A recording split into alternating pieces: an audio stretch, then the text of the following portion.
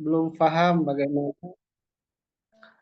eh, sekolah tingkat SMP, SMA tapi di Al Azhar Kairo langsung, ataupun kuliah di Al Azhar Kairo seperti apa, bagaimana tesnya dan bagaimana tata cara masuknya. Insya Allah akan dibahas kupas tuntas oleh Ustadz Arif Rahman yang sudah lama dari 2017 bergerak membantu siswa-siswi, para pelajar juga mahasiswa untuk senantiasa bisa belajar di Al-Azhar, yaitu di salah satu tempat yang insya Allah tempat tertua untuk mempelajari agama Islam dengan manhaj wasatiyahnya. Insya Allah. Maka kami serahkan langsung ke Ustadz Arif Rahman sebagai pembicara. Waktu dan tempat kami aturkan. Silakan Ustadz. Baik, terima kasih Ustadz Wawan atas waktunya. Bismillahirrahmanirrahim. Assalamualaikum warahmatullahi wabarakatuh. Hamdan wa syukran lillah, salatan wa salaman ala rasulillah, amma ba'd. Pertama-tama marilah kita panjatkan puji dan syukur kehadirat Allah Subhanahu wa taala yang mana masih memberikan kita berbagai kenikmatan, di antaranya nikmat iman, Islam, ihsan serta kesehatan sehingga kita bisa berkumpul bertatap maya pada malam hari ini. Salawat serta salam semoga tercurah limpah kepada Nabi Muhammad SAW, pada keluarganya, para sahabatnya, para tabi'atnya sampai kepada kita selaku umatnya. Ibu, Bapak, Ananda sekalian, terima kasih yang sudah bergabung pada webinar pada malam hari ini. Sebelumnya mohon maaf ini Ibu karena tadi dikira memang sudah sampai rumah jam 8 itu ternyata macet di jalan. Sekarang sedang perjalanan pulang. Kebetulan tadi dari rumah sakit kakak ipar sedang mau dioperasi besok. Mudah-mudahan lancar, minta doanya juga kepada ibu bapak Ananda sekalian. Tapi untuk suaranya jelas ibu bapak ya, insya Allah ya. Jelas. Jelas Ustadz, jelas. Insya Allah. Muyasar insya Allah. Syifaan ajulan. Kita jelaskan dimulai dari Al-Azhar ya. Tadi yang sudah disebutkan oleh Ustadz Wawan, Al-Azhar itu adalah lembaga tertua ya untuk universitas. Kemudian Al-Azhar itu ada jami, ada jamiatan. Kalau jami itu kalau di kita bisa disebutkan masjid jami katanya. Jadi kalau jami itu masjidnya. Kalau jamiah, jamiah itu bahasa Arab artinya itu jadi ada kampusnya, ada masjidnya. Pembelajaran di Al-Azhar ini ada dua tipe. Yang pertama yang jamiah, yang kampus, yang kelas, yang formalnya. Yang kedua ada jami. Jami itu pembelajaran di emperan masjid.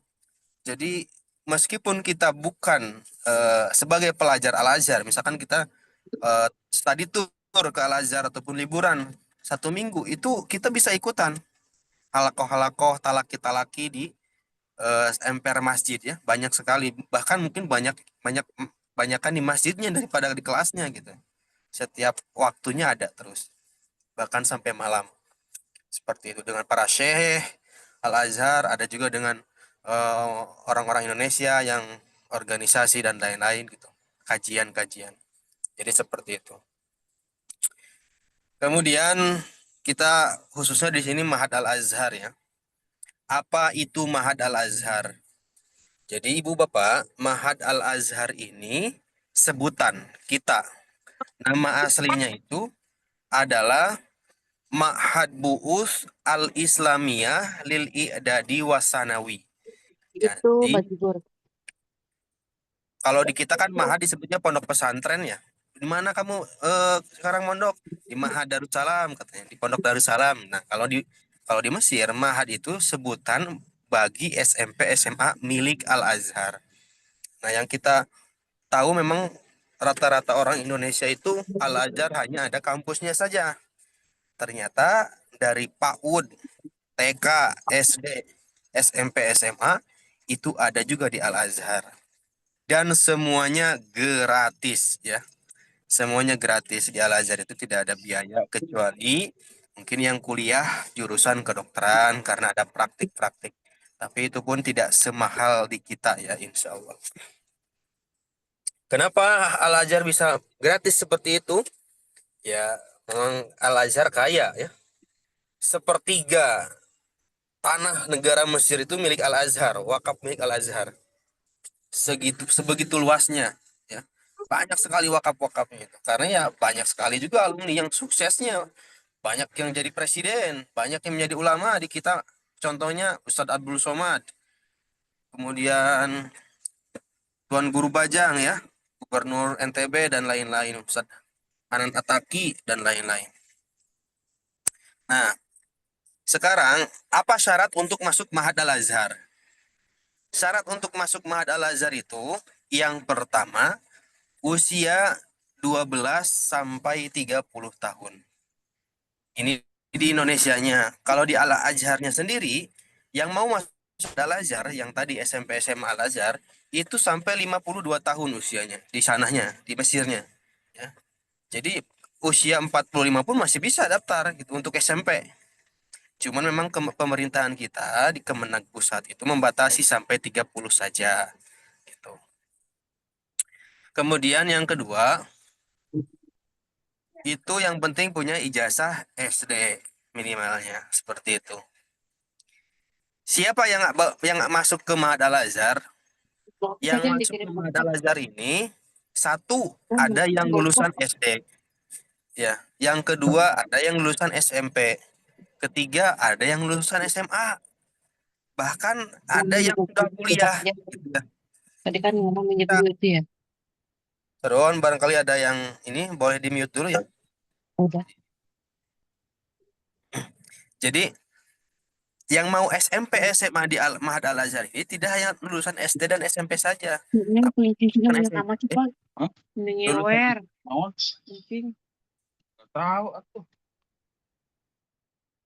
lulusan SMA kan harusnya kan kuliah. Kenapa masuknya SMP SMA lagi di sana nanti? Ini nanti kita jelaskan ya.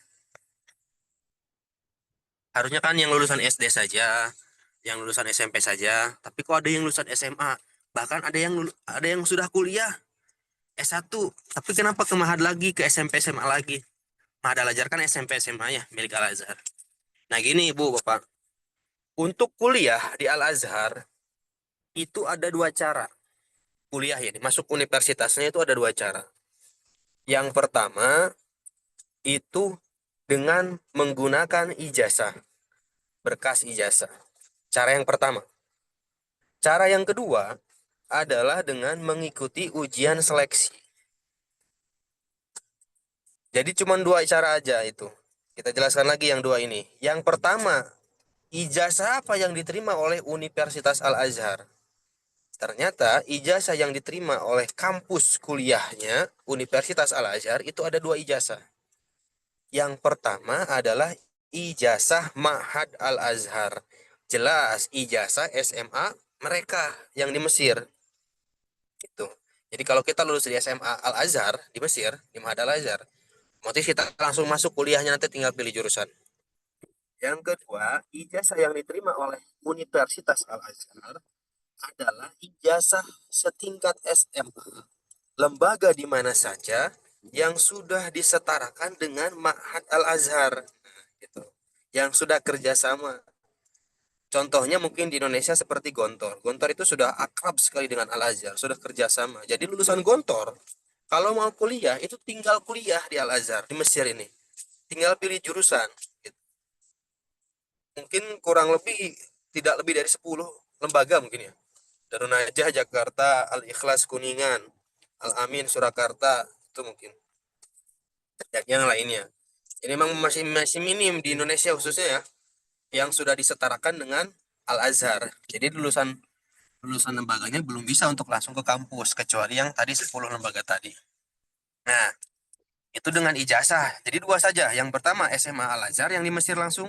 Yang kedua lembaga di mana saja yang sudah disetarakan dengan SMA Al-Azharnya. Gitu. Itu dengan ijazah. Selain itu berarti nggak bisa. Saya misalkan dulu SMA di Darussalam Garut.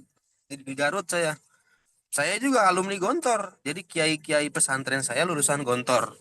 Cuman memang kalau lembaga sayanya belum disetarakan ya nggak bisa. Saya nggak bisa lewat ijazah. Ijazah saya tidak diterima oleh Universitas Al Azhar. Makanya kami ketika mau ke Al Azhar ngambil cara yang kedua. Cara yang kedua apa? Cara yang kedua adalah dengan mengikuti ujian seleksi. Ujian seleksi berarti kita bersaing dengan orang lain gitu ya untuk mendapatkan kuotanya. Kuota yang terbesar itu setiap tahunnya di Kemenag Pusat, di Pusiba. Jadi Kemenag Pusat ini bekerja sama dengan Pusiba. Setiap tahunnya berapa yang diloloskan? Yang diloloskan 1.500. 1.500 pendaftar santri-santria yang bahasanya bagus nanti diloloskan untuk kuliah meskipun ijazahnya ijazah SM, ijazah aliyah, misalkan lembaganya belum diakui, bisa. Kemudian ketika kita ujian seleksi, otomatis kita bersaing ya. Dari list 1.500 orang yang diloloskan, kita bersaing dengan 15.000 orang pendaftar lainnya. Karena rata-rata ya pendaftarnya 15-16.000 setiap tahunnya. Nanti diambil 10%-nya yang lolos yang nilainya paling tinggi gitu. Seperti itu. Bentar, Bu.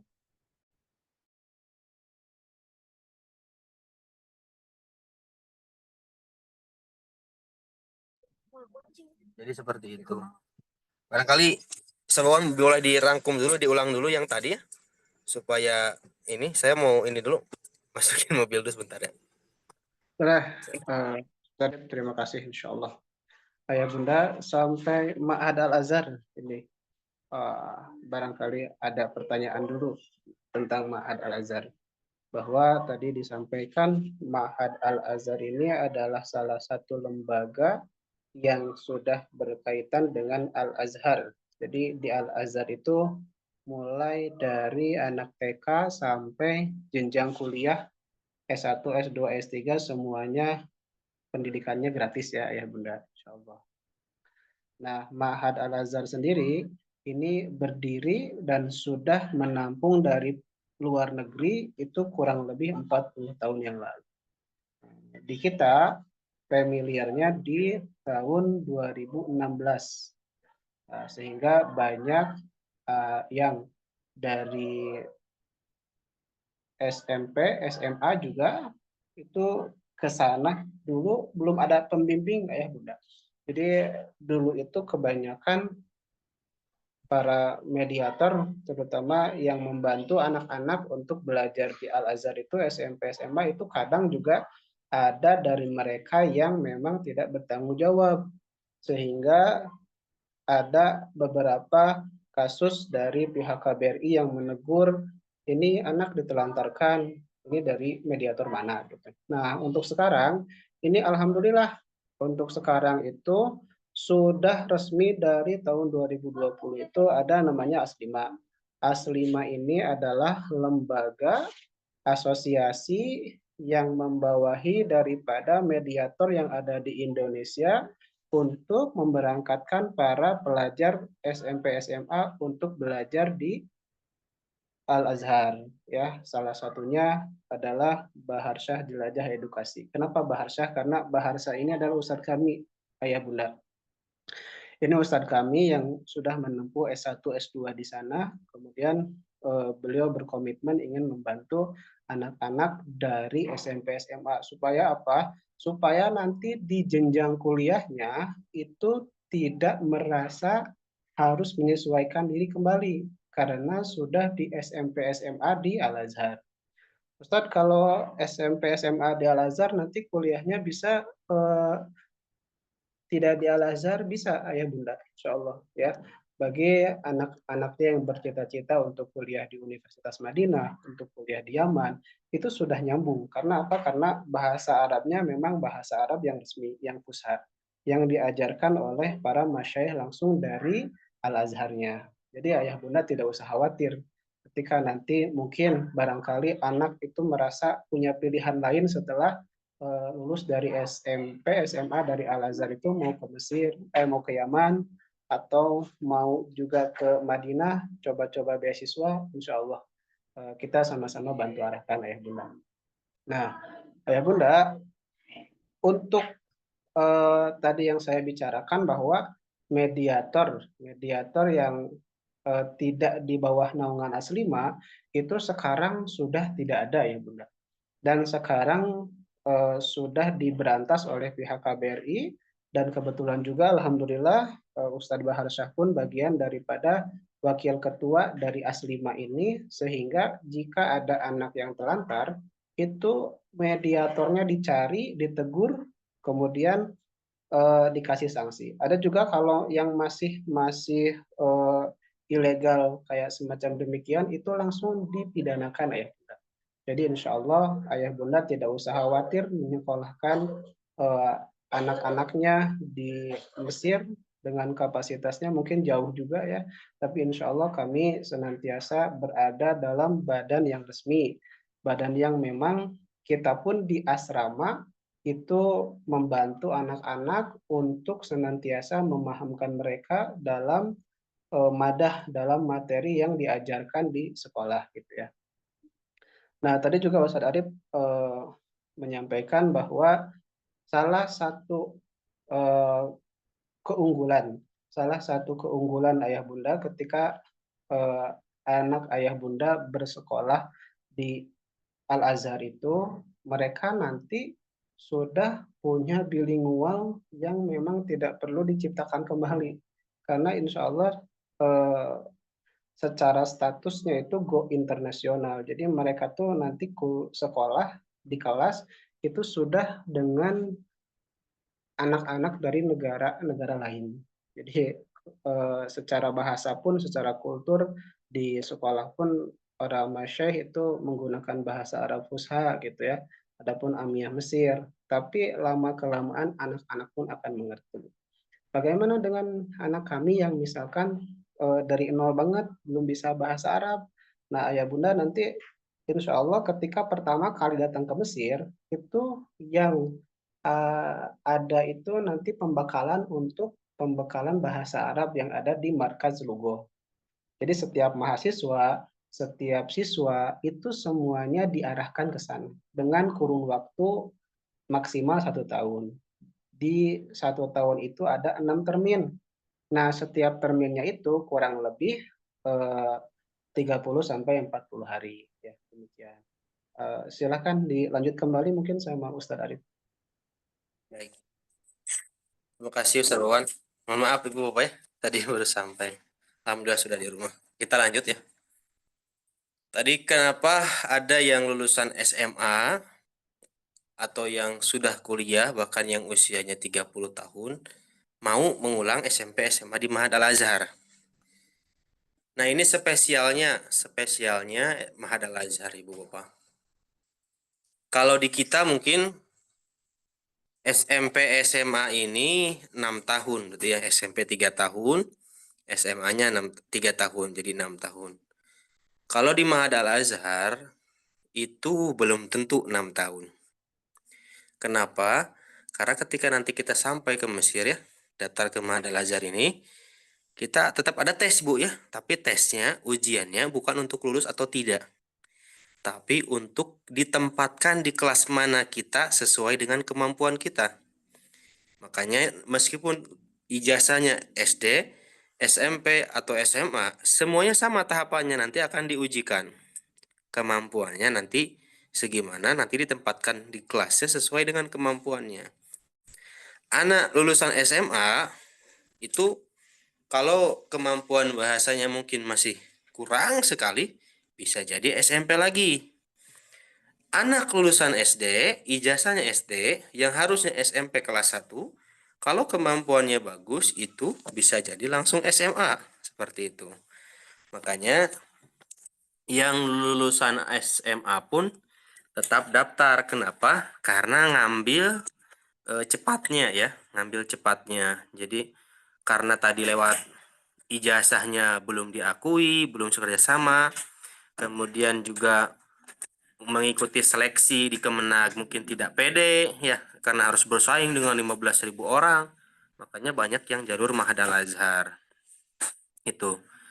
Paling cepat berapa tahun? Paling cepat setahun ketika kita dapat kelas 2 atau kelas 3 SMP, SMA.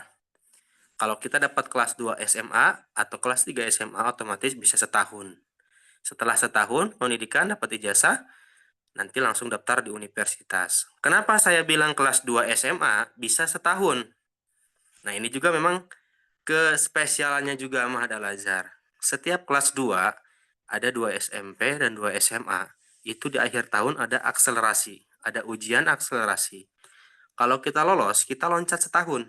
Kalau 2 SMP, berarti langsung 1 SMA, kelas 3 SMP-nya dilewat. Kalau kita 2 SMA, itu langsung dapat ijazah, kelas 3 SMA-nya dilewat. Jadi banyak sekali percepatan-percepatan yang bisa diterima oleh kita. Belum lagi nanti ketika sudah di Mesir, daftar di Ma'had Al-Azhar sudah setahun, peningkatan bahasanya sudah bagus, tahun depan misalkan ada pembukaan seleksi Kemenag untuk yang kuliah. Kita ikutan karena online. Kemampuan tahun kemarin dengan sekarang itu beda. Kita sudah digembleng setahun selama di Mesir. Jangankan dengan dosen, dengan supir, dengan pedagang saja kita bahasa Arab gitu ya. Jadi otomatis ya lidah kita pun sudah menjadi lidah Arab gitu ya. Gitu. Insya Allah. Jadi untuk sekarang ikutan seleksi lebih pede dan lebih yakin. Biasanya para syekh itu ketika wawancara menanyakan, kenapa saya harus meloloskan Anda? Kenapa? Alasannya apa?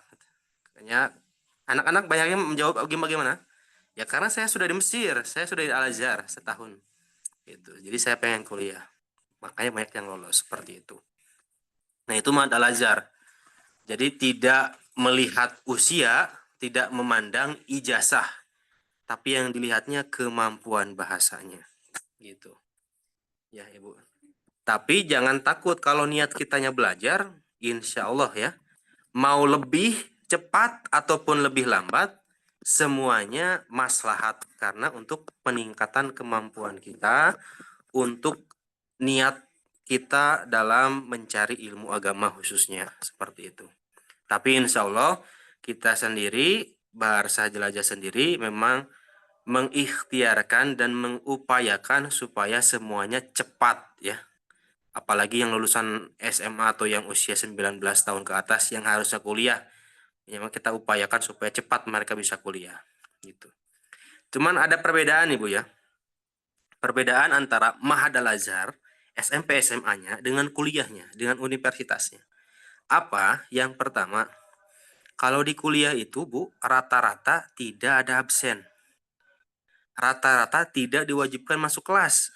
Jadi mungkin barangkali ada teman atau saudara atau tetangga yang kuliah di Al-Azhar, tapi setiap harinya ada di rumah, jaga warung ibunya. Nah ini kenapa? Karena memang di Al-Azhar ketika jadi mahasiswa itu tidak wajib masuk kelas. Yang penting ketika ujian bisa, seperti itu. Berbeda dengan SMP SMA-nya, dengan Ma'had Al-Azhar. Ya ini sama dengan di kita, bahkan mungkin lebih ketat ketika sekali ada teguran, 2 kali sama. Bahkan kalau misalkan seminggu berturut-turut tidak ada alasan, ya mungkin bisa langsung dikeluarkan seperti itu. Jadi kita dipaksa untuk belajar, berbeda dengan yang di kampus. Jadi belajar kita lebih efektif gitu. Kalau yang kampus biasanya besok mau ujian baru ngapalin gitu.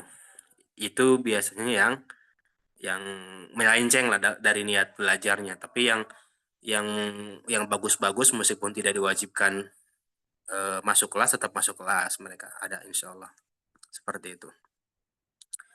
Jadi di Ma'had Al-Azhar wajib masuk kelas setiap hari, bahkan ada sanksi gitu. Makanya kenapa asosiasi kami mewajibkan anak-anak yang masuk ke Ma'had itu harus diasramakan sampai selesai. Berbeda dengan yang kuliah. Kalau yang kuliah bebas, mau ngekos silahkan gitu. Kalau yang mau masuk Ma'had itu wajib asrama. Kalau tidak diasramakan, nanti mediator yang memberangkatkan yang kena, nanti dilaporkan ke KBRI ya. Gitu. Misalkan ada Ananda misalkan kelas lulusan SMP mau daftar ke Ma'had. Itu karena punya saudara di sana, mau tinggalnya dengan saudara itu nggak bisa. Itu nggak bisa. Wajib di asrama. Kenapa? Karena tadi di Ma'had ini lebih ketat daripada yang kuliah. setiap hari harus masuk kelas, dan kadang-kadang kan kayak kalau Ananda mungkin ada hilapnya, kesemangatannya ada naik turunnya. Kalau di asrama itu ada yang membimbing, ada yang menegur, ada yang mengingatkan. Kalau ngekos ataupun meskipun dengan saudara, yaitu biasanya malah keenakan ya gitu. Kadang-kadang saudara kandung saja kadang-kadang tidak apa ya maksudnya, tidak begitu begitu mengingatkannya gitu. Kalau kalau pembimbing itu sudah punya kewajibannya ya, sudah punya kewajibannya karena dititipkan oleh orang tua. Seperti itu. Jadi seperti itu untuk Ma'had Al-Azhar. Jadi banyak sekali percepatan-percepatan yang bisa kita dapatkan gitu. Yang lulusan SD pun ada kemungkinan bisa 3 tahun lulus SMA-nya. Bahkan bisa setahun gitu. Yang rekor itu memang orang Malaysia. Orang Malaysia lulusan SMP harusnya kan ke sana tuh SMA, tapi langsung kelas 3 SMA. Ternyata loncat 2 tahun, kemudian lulus dari Ma'had, tahun depannya kuliah. Kuliah itu rekor mahasiswa termuda. Usia berapa? Usia 16 tahun, 16-19 tahun. Seperti itu. Jadi untuk yang lulusan SD ataupun SMP itu lebih cepat, lebih bagus untuk masuk Ma'had Al-Azhar karena nanti otomatis di sananya tidak terlalu tergesa-gesa ingin cepat lulus SMA dan juga bisa fokus gitu. Yang kedua, yang bagi yang lulusan SMA ataupun aliyah atau sederajat ataupun usianya di atas 19 tahun yang mana harusnya jenjangnya kuliah, tenang saja kita tetap upayakan secepatnya gitu. Maksimal 2 tahun, minimal setahun antum sudah kuliah di sana. Insya Allah ya, seperti itu. Seperti itu mungkin Sadawan untuk penjelasan Ma'had Al-Azhar. Barangkali nanti ada pertanyaan boleh disambung. Silakan. Alhamdulillah, terima kasih Ustadz tadi, Masya Allah. Ayah, Bunda, Kakak, barangkali ada yang mau ditanyakan terlebih dahulu mengenai Ma'had Al-Azhar ataupun hal-hal yang lainnya, silahkan. Assalamualaikum Ustaz. Waalaikumsalam Bunda Anissa. Ya ini Ustaz sedikit yang jadi tanya ya, Ustaz. Untuk Ma'had Ustaz, ini anak kami kan masih duduk di kelas 2 SMP ya Ustaz ya. Jadi seandainya didaftarkan di Ma'had Al-Azhar, berkemungkinan itu kan nggak di kelas 2 SMP kan Ustaz diterimanya gitu kan. Bisa jadi dia di kelas 1 SMP lagi. Terus di sana proses belajarnya langsung berbahasa Arab atau gimana Ustaz? Baik, terima kasih Bunda Anissa. Ada lagi Bunda? Untuk sementara itu aja dulu Ustaz. Soalnya anak masih untuk bahasa Arabnya kalau langsung belajar di sekolah pakai bahasa Arab kok kayaknya nggak ngerti banget kayaknya gitu Ustaz. Betul. Ustadz Arif mungkin dijawab dulu. Baik Ibu. Untuk Ananda kelas 2 SMP mungkin kalau di SMP beda dengan MTS. Di MTS sebenarnya kan masih minim pembelajaran bahasa Arab kecuali yang di pondok pesantren modern karena sehari-hari bahasa Arab. Ketika kita sampai di Mesir, Ibu, 1 bulan pertama itu tidak langsung sekolah. 1 bulan pertama itu kita yang pertama pendaftaran diri ke Al-Azhar, ke kedutaan, ke KBRI, ke pendaftaran lainnya. Nah, 1 bulan itu sambil kita pembekalan untuk tes ujian, ya, untuk ujian. Kemudian sebelum pemberangkatan di setiap tahunnya, insya Allah kita dibuka bulan Juni ya, untuk pembekalan karantina sebelum keberangkatan. Jadi kita buka bulan Juni, Juli, Agustus karena September sudah berangkat, gitu ya. September atau Oktober berangkat. Kita sudah buka bulan Juni. Ini karantina bahasa, pembekalan bahasa Arab, sifatnya sunnah. Jadi tidak wajib, tidak ikut pun tidak apa-apa. Karena ada yang bilang misalkan saat kemampuan bahasa saya sudah lumayan karena saya di pondok modern. Kemudian sebelum berangkat saya ingin banyakin waktu dengan keluarga dengan ibu bapak, boleh ya. Jadi nanti ketemuannya ketika pemberangkatan di bandara saja, seperti itu. Ada yang misalkan, Ustaz, saya luang waktu mau ikut karantina, boleh sekali, sunnah ya. Mulai bulan Juni, mau masuk bulan Juni boleh, dimulai bulan Juli boleh, di bulan Agustus juga boleh. Bulan Juni mulai, bulan Julinya pulang boleh, bebas seperti itu. Tapi ngambilnya sebulan ya, supaya ini sistematis. Nah, apa manfaat nanti karantina sebelum keberangkatan? Satu, otomatis kemampuan bahasa kita meningkat. Yang tadinya belum bisa, jadi sedikit ada dasar. Yang sudah ada dasar, jadi lebih mahir. Yang sudah mahir, jadi tinggal mentalnya saja nanti ya, insya Allah. Yang kedua, selain bahasa Arab, formal yang dipelajari di pendidikannya, di kampusnya, di kelasnya, kita juga sedikitnya nanti akan share, akan ajarkan bahasa-bahasa Arab amiyah atau bahasa Arab pasarnya gitu ya. Kalau bahasa Arab kita kan misalkan Mas Muka, siapa namamu? Kalau di Mesir kan kadang-kadang ya, kalau kita bicaranya dengan supir, bicaranya dengan penjual, itu bukan Mas Muka tapi Ismak gitu. Seperti itu. Jadi ada bahasa-bahasa gaul lah, bahasa-bahasa modern, bahasa-bahasa pasar nanti yang akan diberikan oleh pembimbing. Jadi sedikitnya sudah paham nanti. Yang selanjutnya, selain peningkatan akademik, nanti juga ada peningkatan mental ya. Kenapa? Karena nanti sebelum berangkat saja sudah kenal dengan teman yang akan nanti di Mesirnya. Gitu ya. Jadi misalkan kalau orang yang nggak ikut karantina kan nanti mungkin baru kenalan di bandara. Belum dekat, belum bisa nanya banyak, belum bisa ngobrol. Kalau sudah di karantina sebulan, 2 bulan, bahkan 3 bulan, itu kan sudah terjalin ya emosionalnya dengan teman tuh. Jadi ketika berangkat itu tidak terlalu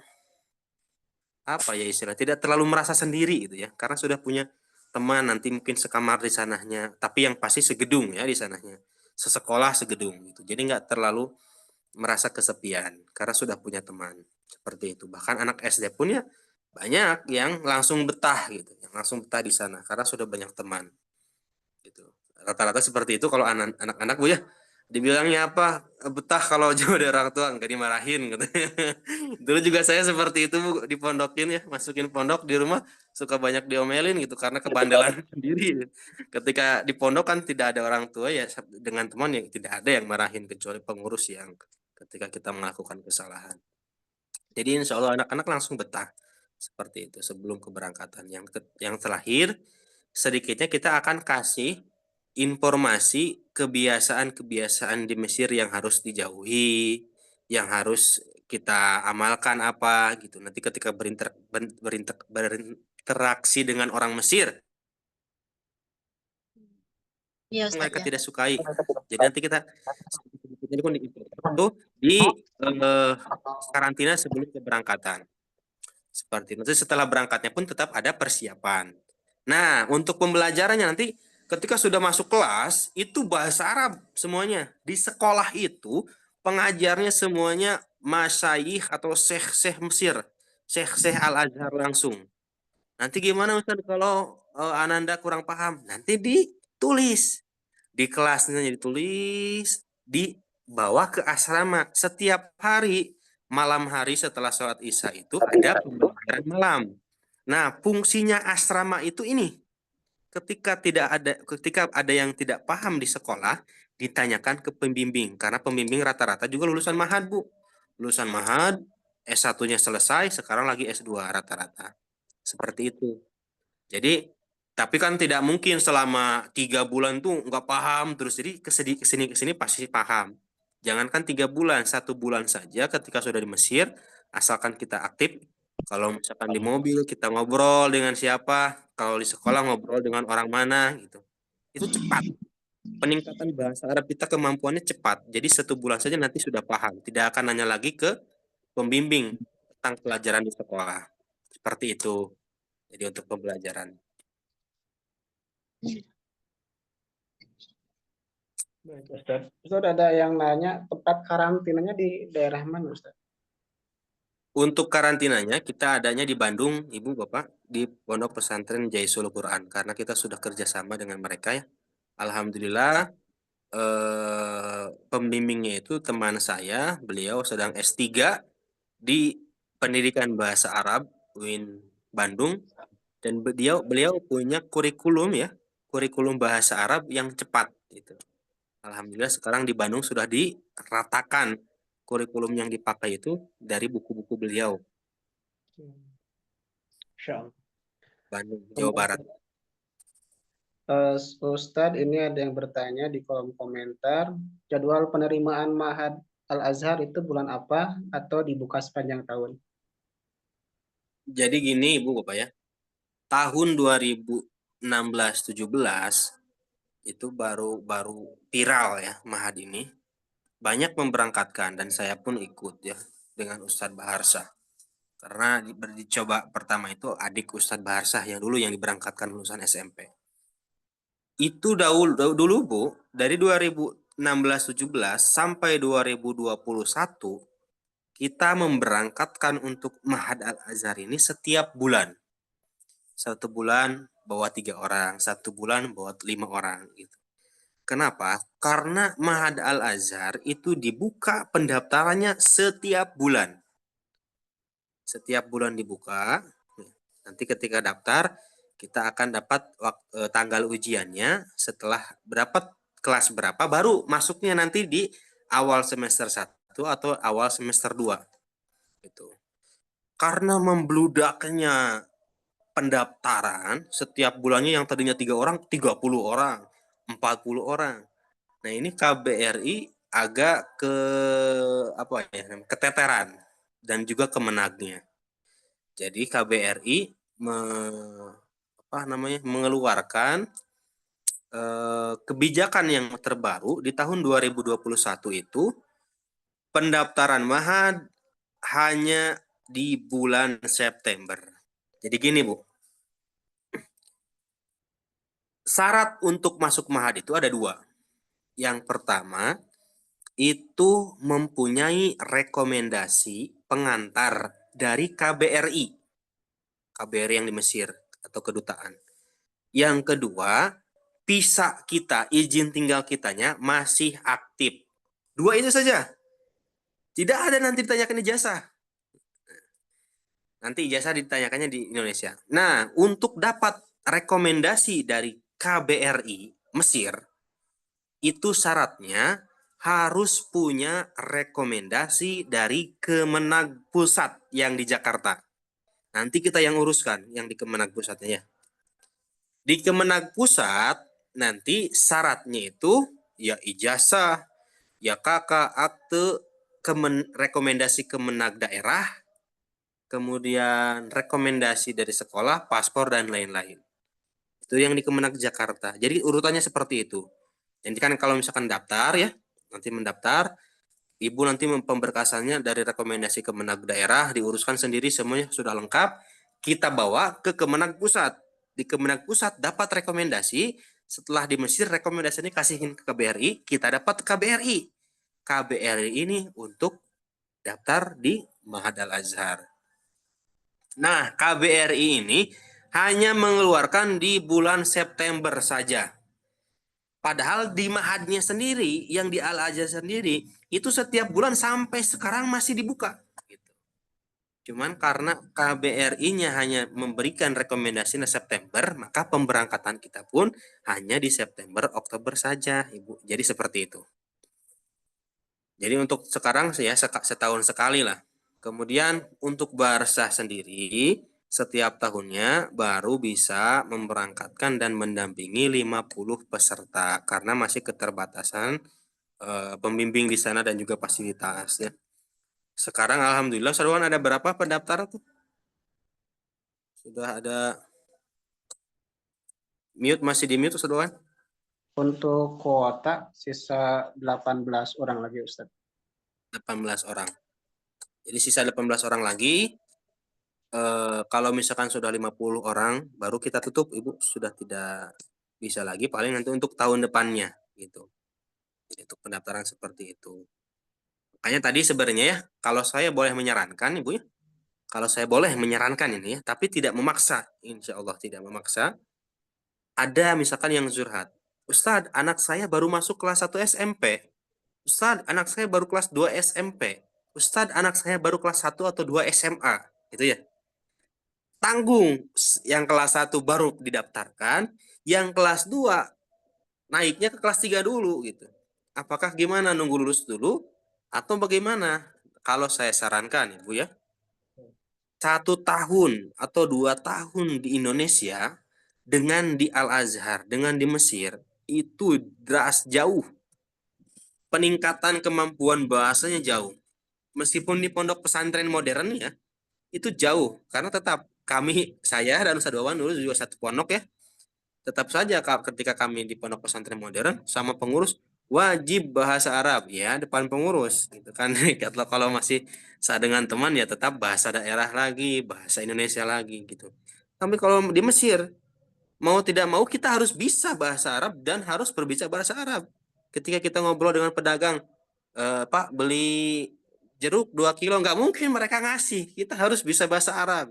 Astaril burtukol gitu kan, kilotain gitu, baru dikasih gitu.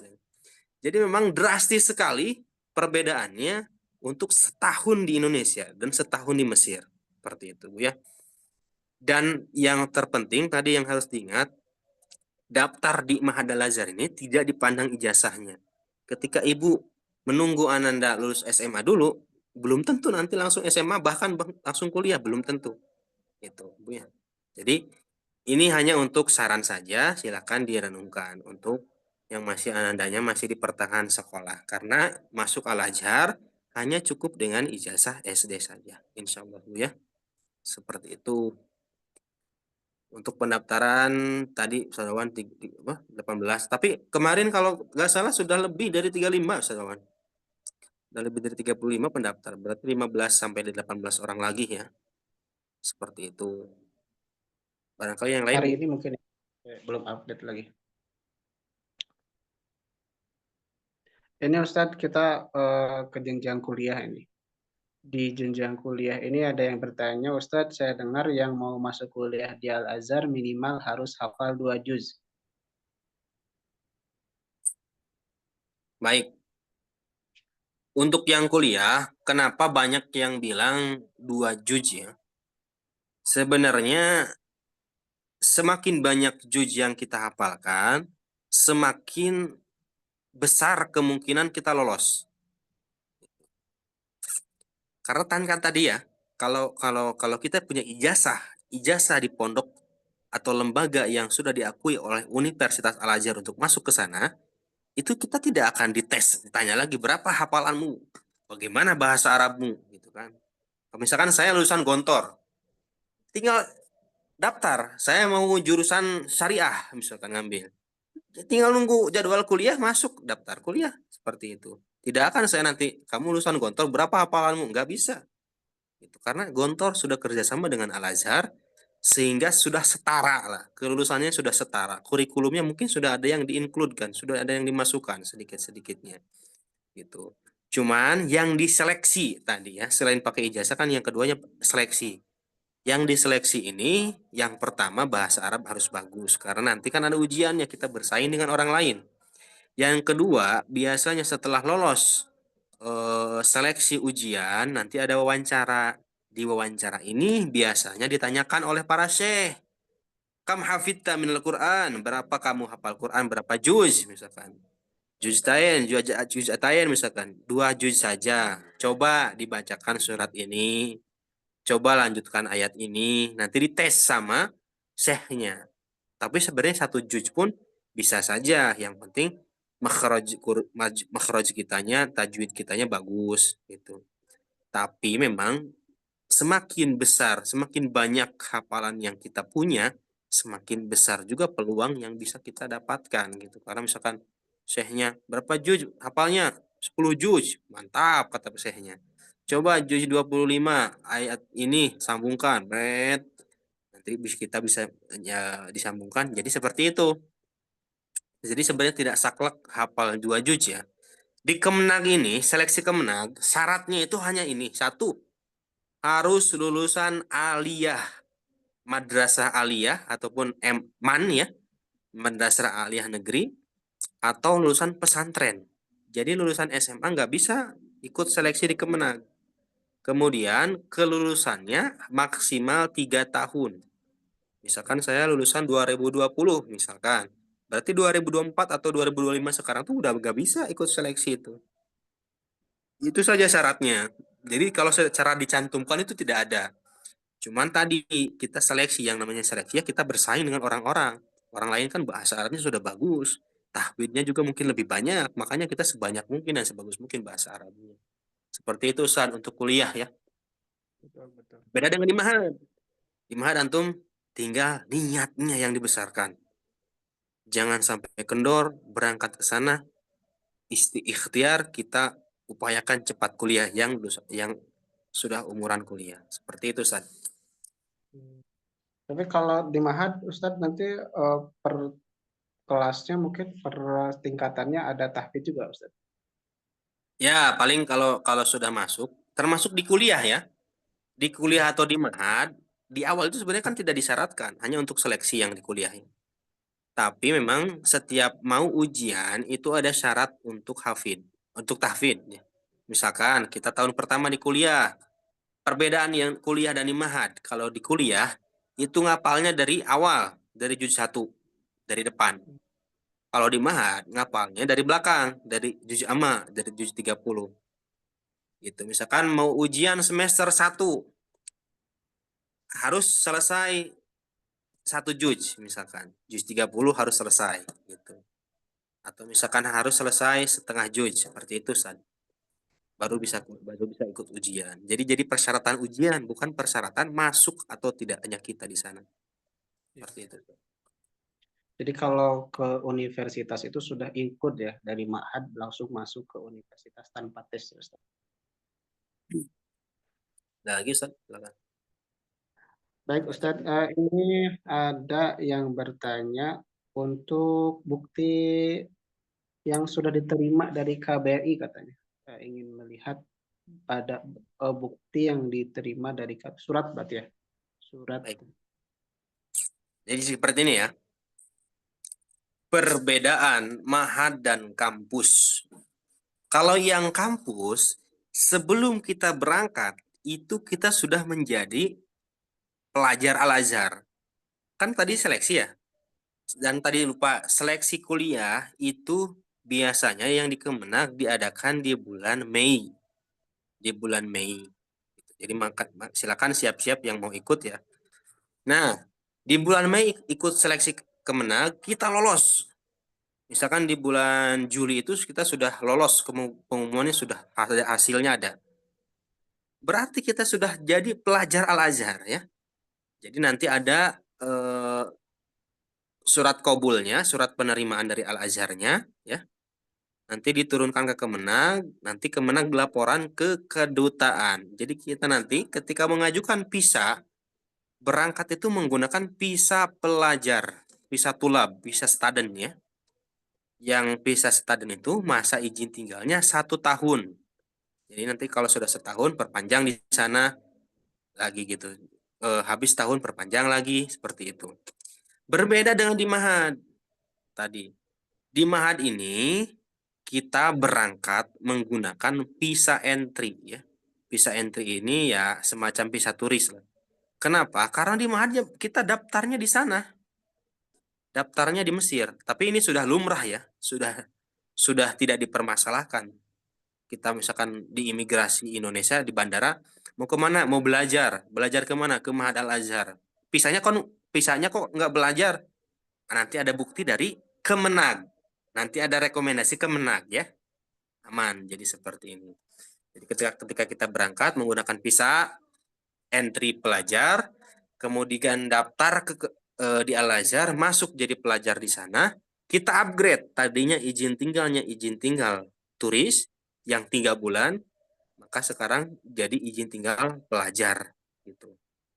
Jadi izin tinggal pelajar kita setahun izin tinggalnya. Jadi setiap tahun untuk tajdidnya, untuk pembaharuannya. Seperti itu Ustaz. Jadi tidak ada bukti dari KBRI Mesir untuk Mahad ini ya. Buktinya mana? Buktinya ya kita uruskan nanti ke Kemenag pusat. Nanti antum yang meminta rekomendasi Kemenag daerahnya, kita bawa nanti semua yang dari antum ke Kemenag pusat. Kemenag pusat sudah ada, visanya sudah ada, kita berangkat. Seperti itu. Ya, ya. Tapi kalau surat itu nanti bisa mungkin saja di contoh surat dari Kemenag RI. Bisa Boleh nanti kita share di grup ya ya. nanti Surat di-share di pusat. Baik Ustaz, ini ada yang bertanya lagi, kalau misalkan lulusan SMA dan masih belum bisa bahasa Arab berarti dasar ya. Nanti apakah akan ngulang dari SMP lagi jika masuk Mahad atau seperti apa, Ustaz? Boleh diulangi Ustaz?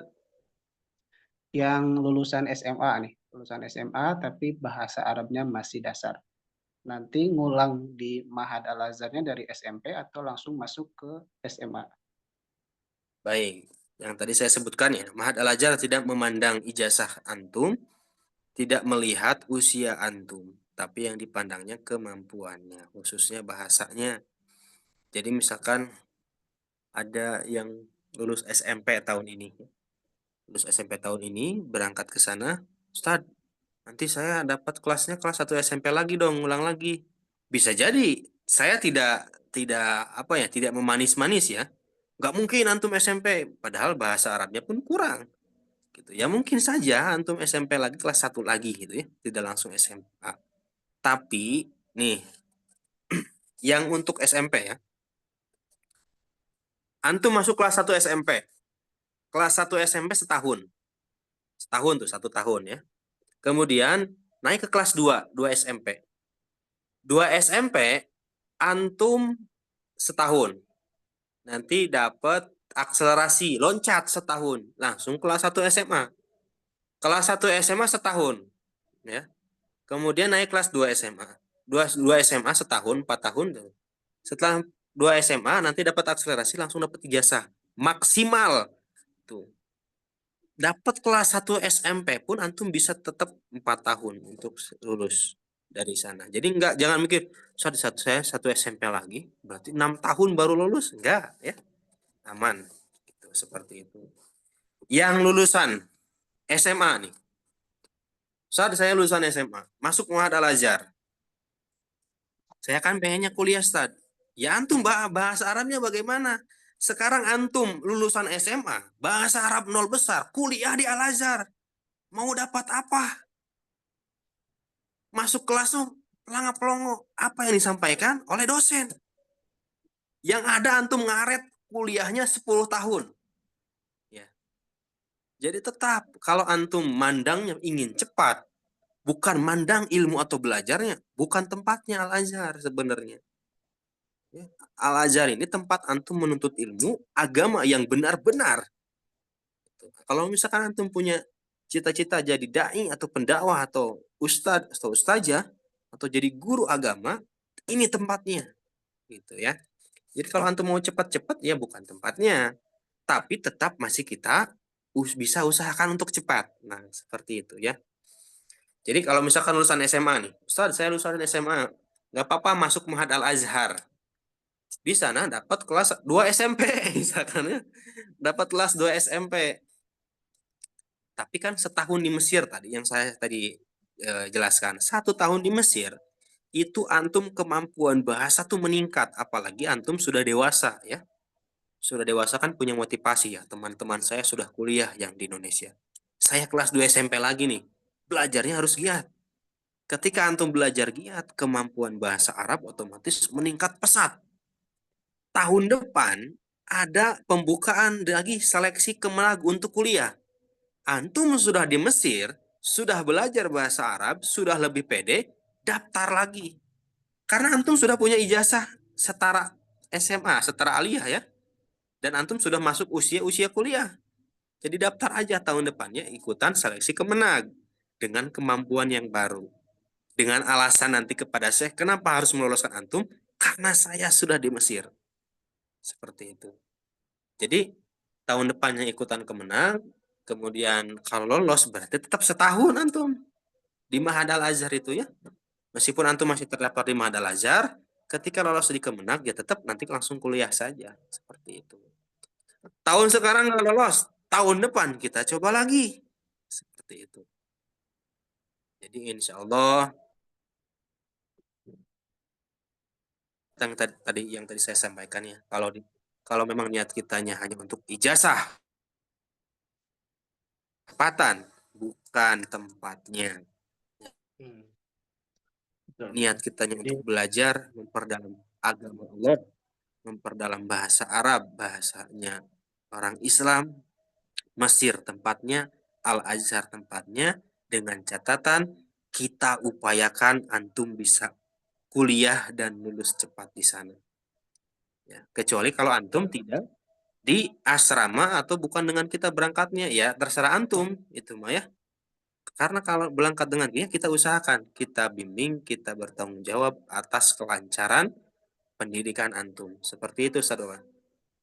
Betul, betul, Masya Allah. Ustaz Arif, yang dari SMA juga banyak ya?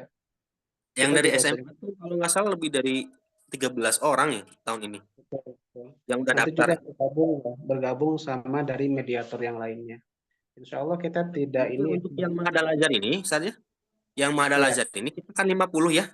Kuota kita betul. 50. Tapi dari semua mediator mungkin satu tahunnya itu ada yang sampai kalau ditotalkan 700 pelajar yang Berarti masuk kelas nanti banyak kan ya Ustaz ya? banyak masuk kelas banyak kan, teman. Ya kalau di Mesir sebenarnya kita nggak terlalu terlalu khawatir lah karena setiap kita keluar ya pasti ada orang Indo. Gitu. Kalau di Mesir kan beda dengan di Turki Bu ya. Kalau kami sebenarnya membimbing juga bagi yang mau kuliah di Turki. Cuman kan kalau Turki kita ijazahnya ambil di mau jurusan apa nanti kita daftarkan ke kampus-kampus yang jurusan kita mau ada di sana. Kadang kita diterimanya di daerah ini, kadang diterimanya di daerah itu gitu. Jadi setiap kabupaten tuh nggak beda-beda gitu. Kalau di Turki ya, jadi mahasiswa Indonesia itu ya tersebar di semua negara Turki. Kalau Mesir itu setiap tahun mahasiswa 1.500, yang Mahad 700, 2.000 sampai 2.500 pelajar Indonesia itu timplak semua di Kairo gitu, di satu kabupaten. Jadi ya kita keluar ke sini ada orang Indo, aman lah. Jadi tidak terlalu khawatir. Ustaz anak saya belum bisa bahasa Arab, nanti kalau di Mesir mau jajan, mau berangkat ke sini gimana? Aman ya. Selain itu pun ya nanti di asrama kan tetap ada ketentuan keluar kalau misalkan kurang dari 3 orang nggak bisa keluar, nggak boleh nggak diizinkan, harus lebih dari 3 orang ataupun didampingi oleh pembimbing seperti itu. Ustadz Arif sekalian dong di ini apa tuh dibahas tentang jadwal kegiatan yang ada di asrama selama anak-anak DK, berarti Darus Khosah ya. Terus penggunaan HP di asrama dan bagaimana tentang setoran hafalan berapa Baik, kali dalam satu hari. baik. Mungkin saya boleh share ya.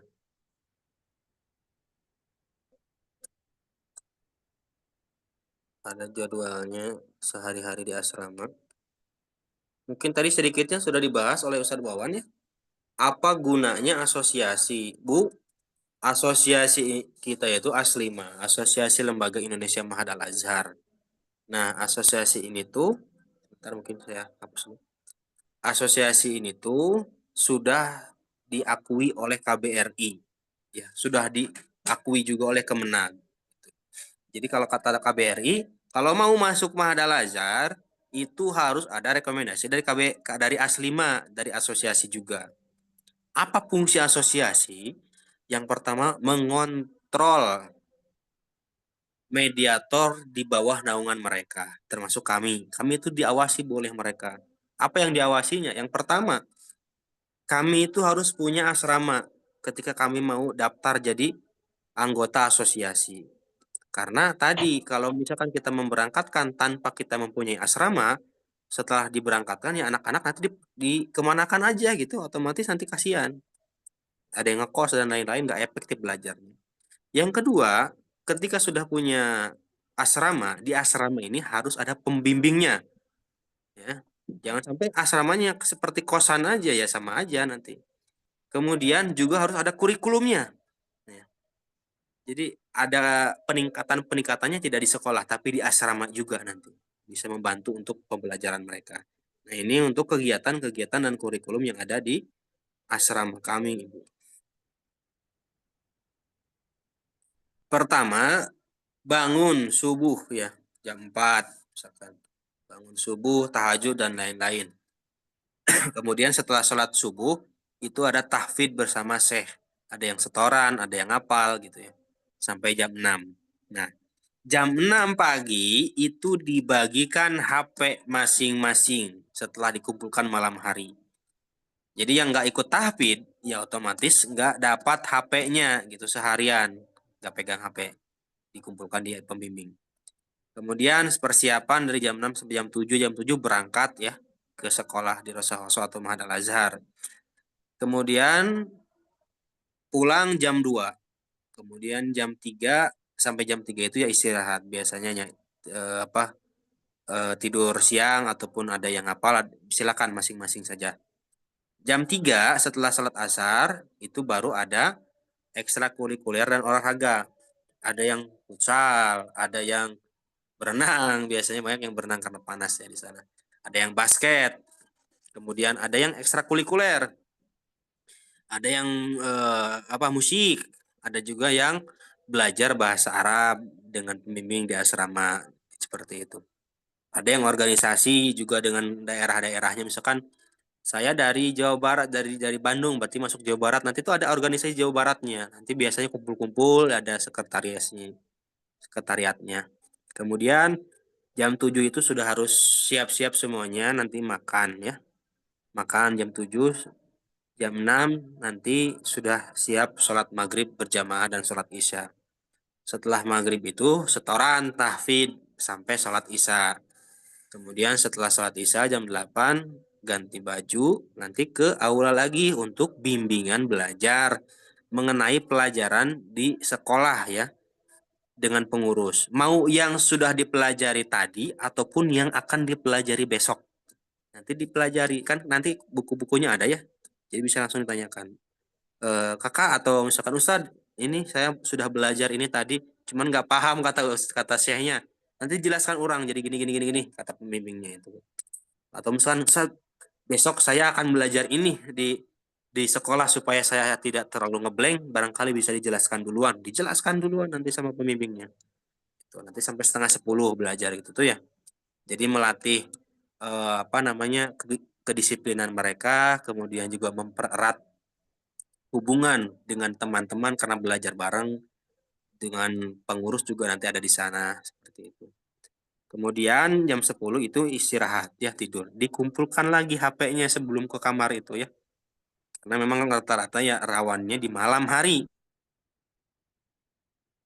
Laki biasanya main game sampai malam. Kalau perempuan itu biasanya nonton film. Jadi tetap ya semuanya dikumpulkan. Nanti diambil lagi itu nanti jam 6 setelah sholat subuh dan tahfidz Al-Quran. Kalau tidak dikumpulkan bagaimana? Kalau tidak dikumpulkan HP-nya, ketahuan diambilnya 3 hari. Jadi nanti tidak akan pegang HP 3 hari. Daripada 3 hari nggak dikumpul, nggak pegang HP, mending malam aja gitu. Jadi pasti dikumpulkan anak-anak. Jadi ini untuk sedikitnya gambaran kegiatan di asrama. Makan itu tadi yang pertama sebelum sekolah ya, sebelum sekolah. Yang kedua sebelum sholat maghrib. Kalau siang-siang kan jam 12 biasanya anak-anak masih di sekolah. Jadi ini segambaran kegiatannya. Seperti itu Ustaz. Ya. Ustadz Arif, pembimbingnya diperkenalkan dari mana? Apakah dari universitas atau misalkan dari mana?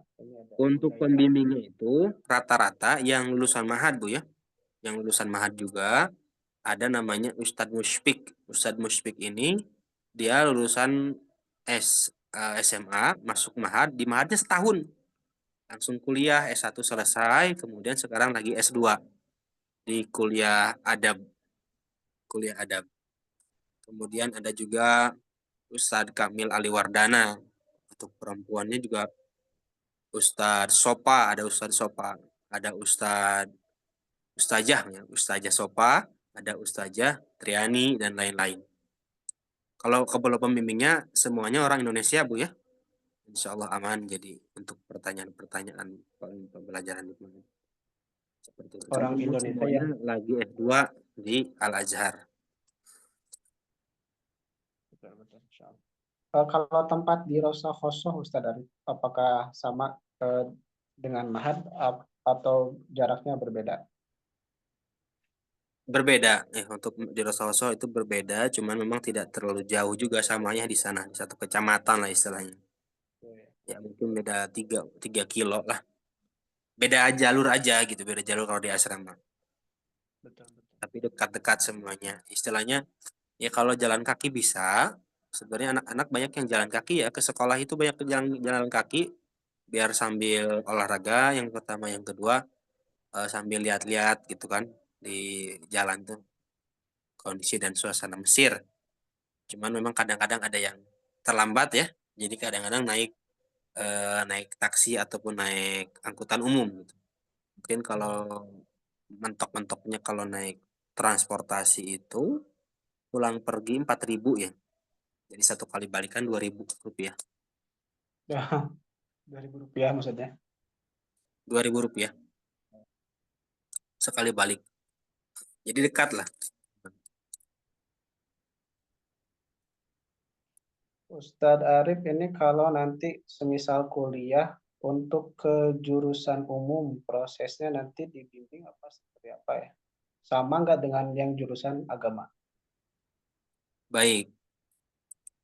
Jadi gini Bu, kalau di Ma'had Al-Azhar Bu ya, di Ma'had Al-Azhar itu kalau SMP itu 85% kita mempelajari agama. Tapi tetap ada kita mempelajari umumnya. Matematika tetap ada meskipun menggunakan bahasa Arab ya. Serasa belajar paroid gitu ya. Tapi matematika tetap ilmu-ilmu umumnya ada. Tapi ini 15% saja itu untuk SMP. Kalau untuk SMA itu sudah dijuruskan. Jadi ketika kita masuk SMA itu sudah ditanya sama administrasi itu. Antum nanti kuliah mau ambil jurusan apa kira-kira? Ustaz, saya mau ambil kedokteran nanti kuliah. Oh, berarti nanti SMA-nya antum ngambil yang adabi, yang ilmi, yang umum gitu ya. Jadi nanti kalau antum ngambil kedokteran di kuliahnya, SMA-nya itu yang umum. Yang umum itu banyaknya umumnya. Nanti itu untuk agamanya tetap ada, tapi lebih banyak umumnya. Mungkin umumnya 60%, agamanya 40%. Tapi kan kalau agama kita bisa tetap cari di yang tadi ya, yang di jami'nya, emperan masjidnya, ikutan halaqah atau talaki, kemudian di asrama juga nanti ada pembelajaran gitu. Kalau misalkan nanti saya mau ngambil usuluddin kuliahnya, ya antum ikut agama di SMA-nya. Kalau antum ikut agama, nggak ada umumnya nanti di SMA-nya, semuanya agama. Jadi sudah menjurus ke kitab-kitab besar juga ya Ustadz ya? Sudah menjuruskan semuanya. Kemudian ketika antum lulus di Ma'had mau kuliah, kita uruskan, kita bantu, kita dampingi, kita temani bahkan pendaftarannya. Gitu, seperti itu ya. Tapi kalau antum sudah 3-4 tahun di Mesir ya antum kesana kesini pun sudah berani sendiri sebenarnya ya. Gitu. Nah, minimal dengan teman lah. Tapi kalau misalkan memang antum belum berani apapun, kita dampingi. Itu insya Allah ya. Kalau sudah kuliah di sana, saya kan udah kuliah, boleh nggak saya ngekos? Boleh. Saya sudah kuliah tapi pengen tetap di asrama pembelajaran sama ini, boleh. Cuma nanti untuk yang kuliah kita beda asramanya, gitu ya.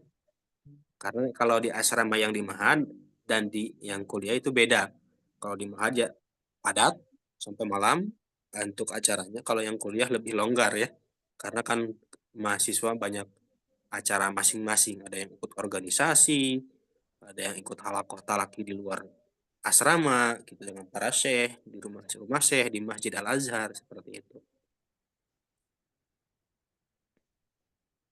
Ini membahas yang kuliah tadi Ustadz ada yang ketinggalan nih. Gimana ini yang kuliah kan tanpa absen katanya? Apakah tidak lebih longgar dan tidak lebih membuat mahasiswa itu semakin tidak masuk kuliah? Nah, untuk kuliah, makanya itu sebenarnya kan sangat berbedanya dengan di Mahad ya. Iya sebenarnya kalau yang udah kuliah, mahasiswa itu tetap ada yang bisa fokus Bu ya. Banyak mungkin 60%-nya ya. 60% yang mereka tetap belajar meskipun tidak diwajibkan absen gitu kan.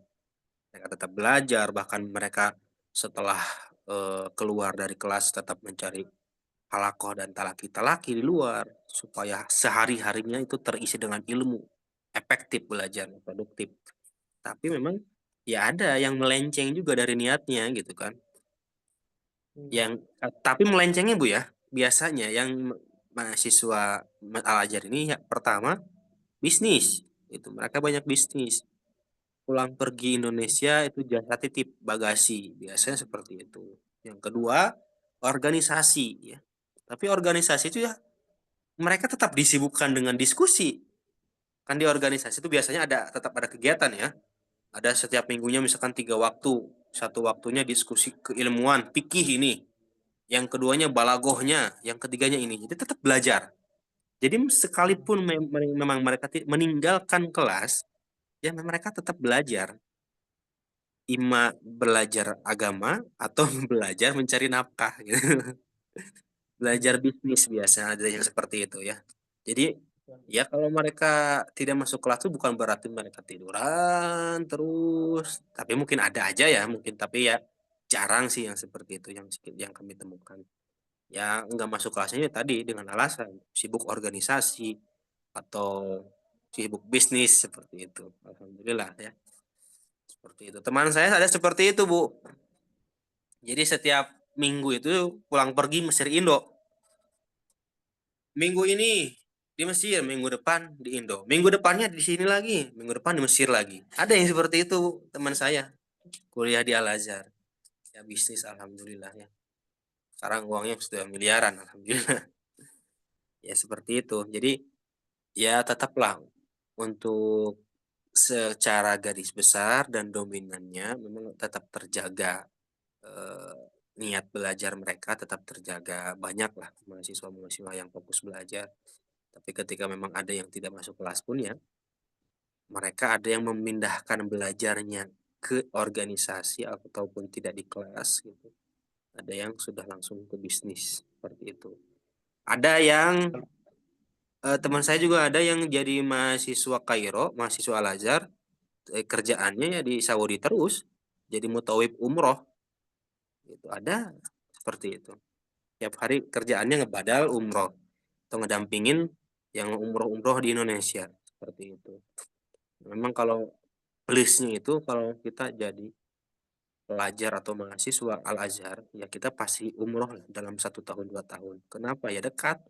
Dari Mesir itu ke Saudi mungkin pulang pergi hanya 3 juta. Di sana sudah banyak kakak kelas, sudah banyak teman-teman. Kadang kita nggak punya uang pun ya nanti di sana kita cari uangnya ya. Ngedampingin yang umroh dan lain-lain. Seperti itu. Itu plusnya mungkin. Dekat ke tanah suci. Barangkali ada lagi silakan. Ustaz, ini kembali tentang masalah Deka dan Ma'had. Ini urutannya seperti apa, Ustaz? Deka dulu apa Ma'had dulu? Deka itu apa? Ma'had itu apa? Ini ada orang tua yang menanyakan. Baik. Jadi Ibu Bapak, semua yang mau masuk Al-Azhar, mau jenjang kuliah ataupun jenjang Ma'had Al-Azhar, itu harus ada sertifikat bahasa. Sertifikat bahasanya dari lembaga yang sudah ditentukan dan diakui oleh Al-Azhar. Yang sudah diakui itu ada 2. Yang pertama itu Markas Tatwir. Markas Tatwir ini nanti mengadakan di Rosa Khoso. Ini milik Al-Azhar, gratis. Kemudian yang kedua ada namanya Markas Syekh Z. Markas Syekh Z ini yang mengelolanya alumni Al-Azhar. Ada Markas Syekh Z. Di Indonesia ada cabangnya Markas Syekh Z ini, cabang Indonesia namanya Pusiba. Pusat Studi Bimbingan Bahasa, Pusat Studi Bahasa. Adanya di Bekasi. Sekarang sudah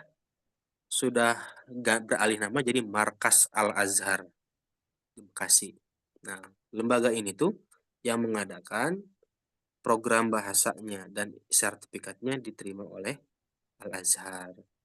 Kalau yang di DK Markas Tatwir tadi gratis karena milik Al-Azhar. Kalau yang milik alumni Al-Azhar tadi ada pembayaran setiap tingkatannya. Semuanya ada 5 tingkatan. Mubtadi awal, mubtadi sani, mutawasid awal, mutawasid sani, mutakodim. Setiap tingkatannya tadi 30 sampai 40 hari ya. Jadi tetap nanti ikut dulu bahasa. Paling cepat seberapa lama? 1 bulan. Paling cepat 1 bulan. Paling lama setahun kurang lah, seperti itu. Jadi untuk mengasah bahasa kita. Jadi tetap di DK pun atau di program bahasa ini pun yang mengajarnya tetap Syekh Al-Azhar. Cuman memang Syekh Al-Azharnya ya seperti sudah mengenal kita orang yang non-Arab ya. Jadi mengajarnya dengan pelan-pelan, mengajarnya bagaimana supaya kita paham. Berbeda dengan yang di Mahad atau yang di kuliah. Kalau yang di Mahad yang kuliah, mereka menyampaikan ilmu aja. Siswa mau paham atau tidak terserah gitu. Makanya kalau kita bahasanya belum bagus, kemudian kita pengen cepat kuliah, ya ngapain ketika nanti sudah duduk di kuliahan pun kita tetap tidak akan paham apa yang disampaikan. Seperti itu. Berarti Ustadz dari Indonesia berangkat ke Mesir, nanti dirosah-rosok, kemudian nanti ke Mahad ya. Urutannya seperti demikian. Yang kuliah pun seperti itu Bu ya. Misalkan lolos seleksi Kemenag. Setelah lolos seleksi Kemenag itu kita wajib bahasa. Jadi kadang-kadang nggak langsung kuliah. Misalkan saya sekarang mau ikutan seleksi Kemenag yang akan dibuka di bulan Mei nanti. Di bulan Mei ikutan. 2025 ya, tahun sekarang. Lolos. Berangkat itu paling akhir tahun di bulan Desember. Paling kalau mahasiswa itu Desember atau Januari. Paling cepat November. Berangkat ke Mesir. Setelah di Mesir ngapain? Nggak langsung kuliah. Bahasa dulu. Bahasa setahun. Berarti 2026. 2026 akhir saya ikut kuliah. Ya masuknya 2027 tetap. Itu kuliah pun sama seperti itu. Tapi kalau di Mahad, daftar program bahasa, Mahad setelah selesai tidak ada lagi program bahasa, langsung kuliah. Seperti itu. Ustadz, ini ada yang bertanya, jika nanti di SMA di Mahadnya itu umum, apakah nanti kuliahnya tes lagi atau langsung masuk seperti yang pendidikan agama? Langsung masuk. Langsung masuk. Ya, Jadi cuman tidak ada tes. kalau yang umum nanti tetap ada biayanya. Kedokteran, psikologi, atau teknik dan lain-lain ada biayanya. Cuman ya biayanya tidak sebesar di Indonesia. Karena di kita pajaknya besar. Termasuk tiket ya. Tadi ngomong pajak termasuk tiket, Bu. Tiket dari Indonesia ke Mesir, sekali tiket itu bisa 13 juta. Bahkan sampai 17 juta, 15, 17 juta. Tapi kalau di Mesir, kita ke Mesir, Indo-Mesir. Pulang pergi dari Mesir ya. Itu ada yang 5 juta. Yang pulang pergi. Gitu. Ya, karena kita besar ya. Pajaknya. Banyak mahasiswa ya. Sambil jasa titip yuk pulang pergi setiap tahunnya ada minimal gitu. Karena murah. Yang 5 juta bahkan ada yang 4 juta udah pulang pergi itu tuh bukan sekali balik ke Indonesia tapi balik lagi ke Mesir.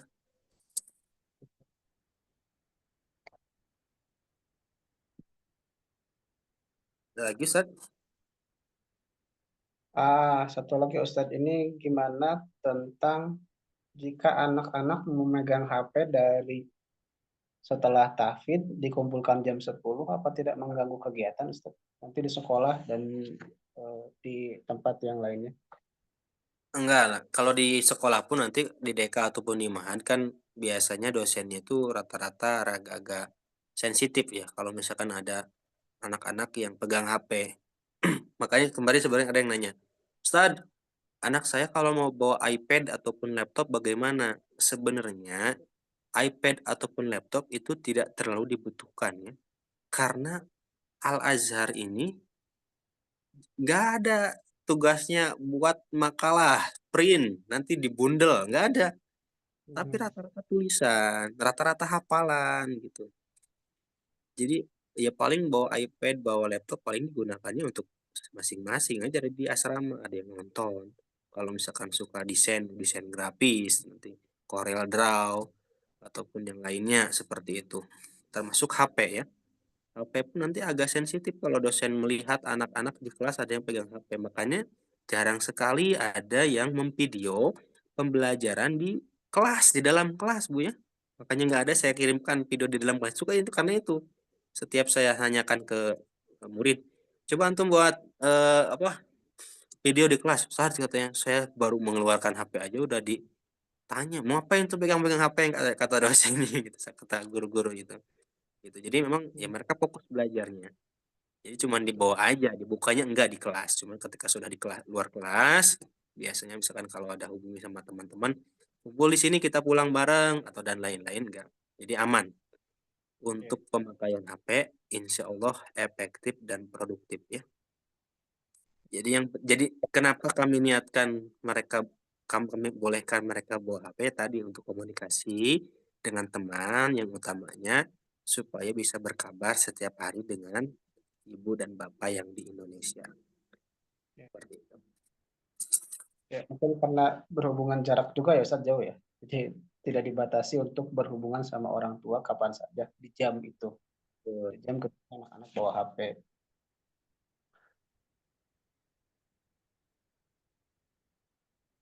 Kalau ini Ustadz ini yang Pusiba katanya. Kalau dari Pusiba itu nanti harus masuk mahad atau langsung kuliah? Nah, gimana umur ya mungkin ya sama gimana lulusan? Apa seperti apa Ustadz? Pusiba itu kan di Bekasi, Bu ya. Pusiba itu program bahasa milik alumni Al-Azhar. Cabangnya di Indonesia itu Pusiba yang ada di Bekasi. Jadi Pusiba itu mengadakan program bahasa bagi yang lolos Kemenag atau yang mau ikut seleksi Kemenag. Misalkan sekarang kan belum ada ya, belum buka seleksi Kemenag. Sudah ada yang di Pusiba. Siapa? Mereka yang sedang bersiap-siap untuk ikut program seleksi di Kemenag nanti. Kalau misalkan mereka lolos, nanti program bahasa lagi di Pusiba. Seperti itu. Ada 7 tingkatan. Kalau di Pusiba memang lebih cepat, cuman ada pembayarannya. Biasanya satu tingkatannya 1.700.000 kalau nggak salah. Tuh. Jadi yang di Pusiba ini yang khusus mau kuliah ataupun yang sudah lolos kuliah. Yang sudah lolos kuliah tidak ngambil di Rosa Khosoh di Mesir ya Ustadz ya? Nah, betul. Lulus dari Kemenag tapi tidak ngambil di Mesir sehingga nanti ke Mesirnya pas mau pendaftaran kuliah gitu Ustadz ya? Baik. Mungkin sekarang saya share masalah biaya saja. Enggak Ustadz di ini masalah administrasi supaya nanti orang tua juga tidak kaget. Ada kaget. Nah ini Ibu, untuk biaya program Mahad Al-Azhar di Bahasa Jelajah. Yang pertama itu ada pendaftaran awal, Bu ya. Pendaftaran awal itu ketika mau booking kuota 5 juta. Itu nanti yang diuruskannya oleh kami itu pengurusan paspor. Nanti kita kasih pengantar ya. Kalau ibu bapak belum punya paspor anandanya, kami bantu untuk buatkan. Cuma memang tidak didampingi. Masih tetap masing-masing ke imigrasinya. Cuman kami arahkan, kami bimbing. Oh, Ustaz, saya kira didampingi katanya atau diuruskan sama Ustaz langsung ya. Kalau ibu orang Sumatera, masa kami yang di Jawa harus ke Sumatera gitu ya. Lebih besar ongkos kami daripada pengurusan paspornya. Kalau pengurusan paspor itu kan yang reguler 350, yang elektronik 650. Nanti secara lanjutnya kalau sudah daftar ya Bu ya. Yang kemudian kedua, pendampingan pengurusan rekomendasi Kemenag daerah. Nanti karena disyaratkan Kemenag daerah, nanti kami akan berikan pengantarnya untuk Kemenag daerah, nanti Ibu yang ngajuin sendiri. Alhamdulillah gampang kok Bu ya. Kalaupun ada yang kesusah, nanti kita sambungkan saja dengan kami teleponan. Yang ketiga penerjemahan berkas seperti akte, KK, KTP dan lain-lain juga kan dikumpulkan nanti yang legalisir, yang fotokopinya ya. Nanti kami terjemahkan, kemudian dilegalisir di Kemenkumham dan Kemenlu untuk ke luar negeri. Kemudian pendaftaran pelajar asosiasi lembaga Indonesia Maha Al-Azhar nanti didaftarkan menjadi anggota pelajar di asosiasi A5 seperti itu. Nanti setelah pendaftaran awal semuanya diuruskan, visa juga diuruskan di sana. Pemberangkatan bulan September biasanya 1 bulan sebelum pemberangkatan itu harus sudah lunas.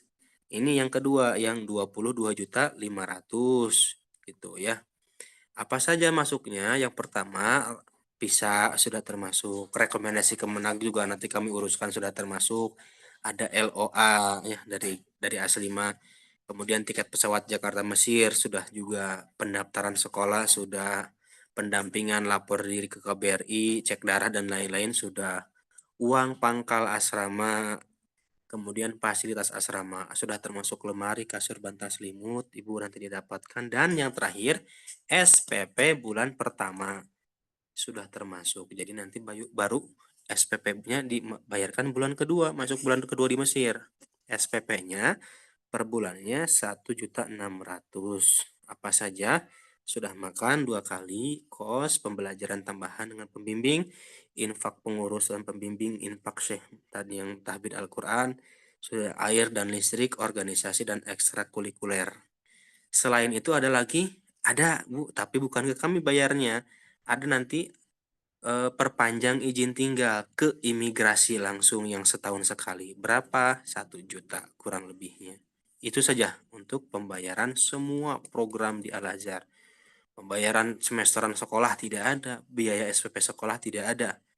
Apalagi kalau di Ma'had Al-Azhar itu biaya pendidikan gratis, buku-buku nanti dikasih, kemudian kalau study tour pun nanti kita tinggal cantumkan nama kita, berangkat langsung.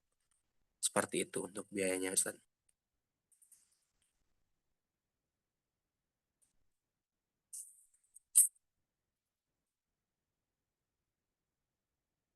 Jadi biaya keseluruhannya 27.500.000, 5 juta di awal, sisanya 1 bulan sebelum keberangkatan. Ini berarti Baik. sisa 15 ya Ustaz ya. Tadi yang 18 sudah terisi 3 kuota ya. Iya, 15 kuota lagi. Ini yang sisa yang 35 orang ini ayah bunda ini semuanya sudah DP juga dan emang sudah menguruskan berbagai macam paspor juga surat rekomendasi dan kami bantu berarti pakai rekomendasi dari bahasa ya tadi ya. Ya, nanti dari kita alhamdulillah. Misalkan saya contohkan tadi ya, rekomendasi dari Kemenag daerahnya. Satu laginya di HP admin Ustaz. Saya nih pakai HP pribadi ujungnya. HP adminnya ketinggalan di mobil tadi tuh. Nanti mungkin saya share ke grup ya. Di Atau share aja di grup Ustaz. ada ya di grup ya. Coba Ustaz Ya, boleh bisa. saya juga sama memakai HP pribadi. Nanti kita share di grup ayah bunda. Itu Ustadz untuk karantina ini ada yang bertanya karantina itu kan biayanya sudah include ke sini apa biaya sendiri? Ya, untuk karantina sebelum keberangkatan ya, itu belum termasuk Ya. Ibu Bapak. Biayanya 1.500.000 sudah semuanya ya, dengan buku-bukunya juga Per apa Ustadz? per bulan. Per bulan. Nanti Jadi misalkan saya karantina ataupun pemberangkatan, nanti kita intinya kita apa ya namanya, dampingi ya, maksudnya Ustaz, nanti kan karantina di Bandung. Saya dari Sumatera, nanti kamu mau ikut karantina turunnya di mana? Kemudian nanti bisa nggak dijemput? Insya Allah kita bisa fasilitasi Bu ya, itu gampang.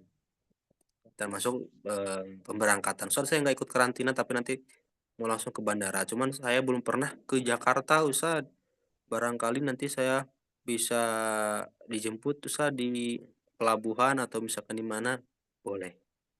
Nanti atau ketemuan di bandara, karena misalkan kalau domestik kan biasanya di Terminal 1 atau Terminal 2 ya. Kalau pemberangkatan kita kan di Terminal 3 internasional. Nanti kita jemput dari Terminal 1 atau Terminal 2. Insya Allah kita dampingi, Bu ya. Mungkin pertanyaan terakhir kan satu lagi kalau boleh. Karena sudah setengah 10. Nanti kalau masih ada pertanyaan boleh lanjut di WA atau di grup. Terakhir boleh, Ustaz. Ini ada yang nanya beasiswa, Ustaz. Apakah Bahar Syah meluncurkan beasiswa atau nanti gimana ketika anak sudah di Mesir, di Ma'had atau di Al-Azhar untuk mendapatkan beasiswa? Beasiswa itu didapatkan setelah kita punya nilai di Ma'had atau kuliah ya. Sebenarnya yang di kuliah itu ada yang beasiswa full pemberangkatan itu dibiayai ketika kita dapat nilai 20 terbesar di Kemenag. Kita bersaing dengan 15.000 orang, dapat ranking 20 ke atas, itu kita dibeasiswain. Beasiswa dari mana? Beasiswa dari Al-Azhar langsung. Yang diberikan kepada negara Indonesia itu 120 di Kemenag, 220 di Kemenag, 5 misalkan di kedutaan, 10 di NU, 10 di Persis Muhammadiyah, 100-nya di Gontor. Jadi Gontor dapat langsung 100 itu kuotanya.